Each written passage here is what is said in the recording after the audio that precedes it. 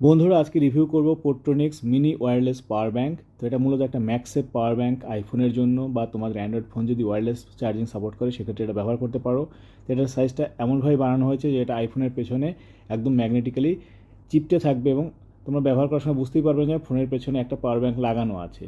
এবং এটা কিন্তু ওয়্যারলেস প্লাস ক্যাবেল দুটোই চার্জিং সাপোর্ট করে। ক্যাবেল দিয়ে করলে ম্যাক্সিমাম 22.5 ওয়াট সাপোর্ট করবে, এবং ওয়্যারলেস চার্জিং করলে 15 ওয়াট ম্যাক্সিমাম সাপোর্ট করবে।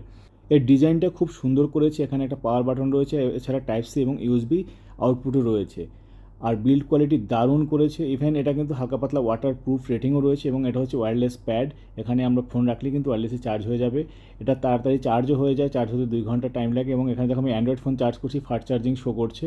আর এবার আমি আইফোন চার্জ করছি। আইফোনের পেছনে কিন্তু এটা ম্যাগনেটিক্যালি লেগে থাকবে, যেটা অ্যান্ড্রয়েডের সঙ্গে হবে না। দেখতে পাচ্ছ আইফোনের পেছনে একদম চিপটে থাকবে।